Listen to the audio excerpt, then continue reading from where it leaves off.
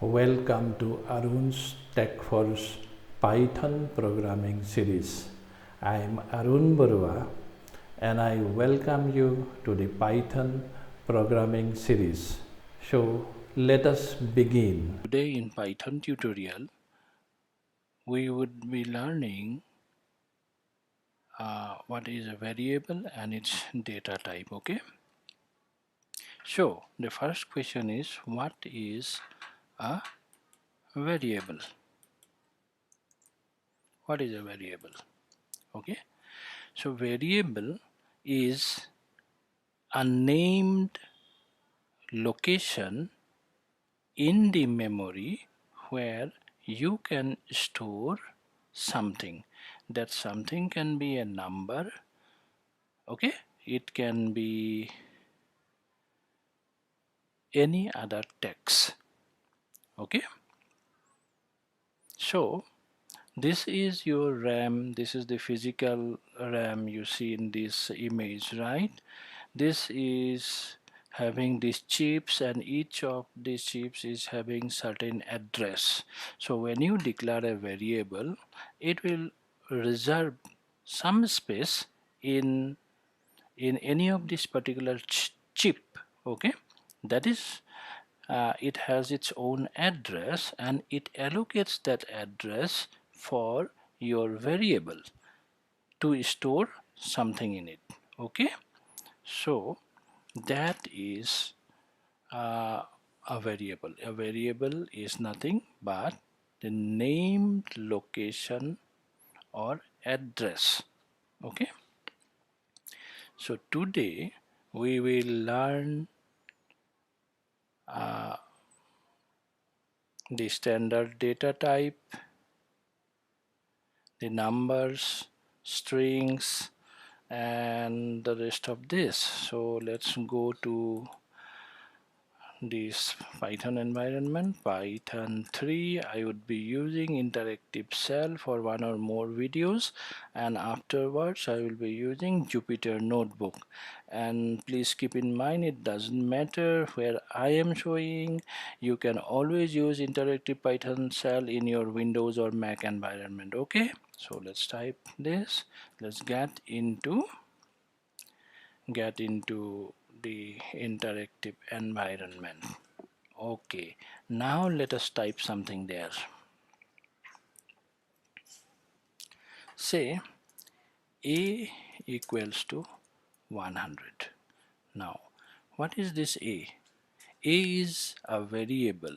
Okay, we are providing a name. Okay, and that name is a, and assigning a number 100 to it. Similarly, b equals to 200, then employee name equals to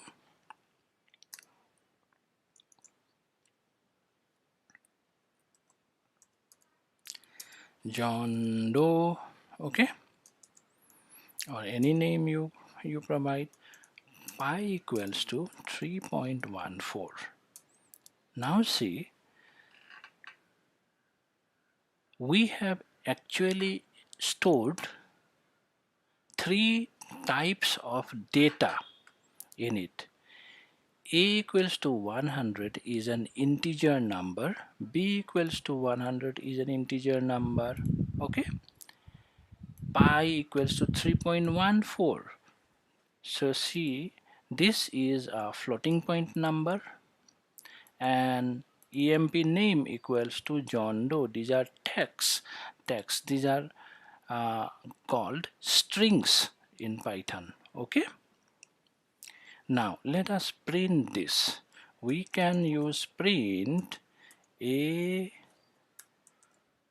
equals to, close it, put a comma, a, like that. We can print emp name. Okay, or we can format it employee employee name. Okay, like this. Okay, employee name you are getting. Print pi equals to, then pi 3.14 it is printing. Okay, we can also print in another way. For example, print a equals to, sorry, this is small a equals to, then we can give percentage d to denote it is an integer number. Okay, then percentage a, the name of the variable. We are getting it right. Print similarly b equals to percentage d, then percentage b. Okay. Oh, I'm sorry, I have given this comma there. So if we use this syntax, we won't give any comma. Print say pi equals to, here we will give percentage f, because pi is a floating point number. Percentage f. An interesting thing will happen, please note. I'm sorry, it's my mistake. It should be pi here, right? So we are getting 3.14000. Some extra zeros we are getting. That's what I told you, it will be interesting. Now if we provide 0.2f, at that time we can get, means 0.2f means after the decimal point we will get 2 decimal place. If we make it 3, then we will get 3 decimal place, right? Like that. Okay.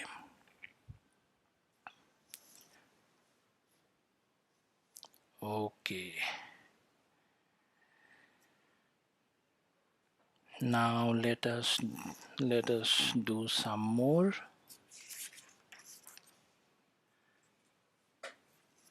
Okay. Now I will show you what is known as multiple assignment.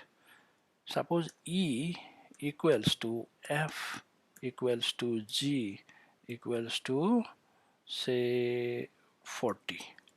So here I have assigned, if you type E you will get 40, if you type F and G. So what does it means? I have actually assigned 40 to another 3 variables E, F and G. This is known as multiple assignment. Okay. So we can also assign like this, although this is not in practice, however some people like to use it. Okay, let us test some other examples. Say str equals to, I am actually providing you the examples what I wrote in my book. Okay, hello, hello, python, Python. Now if you type str you will get this hello Python, right? If you type print str you get the entire value. It prints the complete string, right? Now we can also print a part of this string. Print, okay, str of 0. What does that mean? We only this h will be printed, so we are actually printing a portion, printing the first letter. So str, and we have mentioned the location, that will be 0 location will be the first location, right? What if we print str, then we print from say 2:5 LLO. Now see, letter H will be in 0th location, E will be in 1 location, and first L will be the second location, right? Second, third, and fourth. So LLO you are getting there. Okay, now if you write print str and you provide from 2 and colon, interesting thing, right? So from second location onwards to the last it will print. Okay, now what if I write, okay, print str, that entire string, plus if I write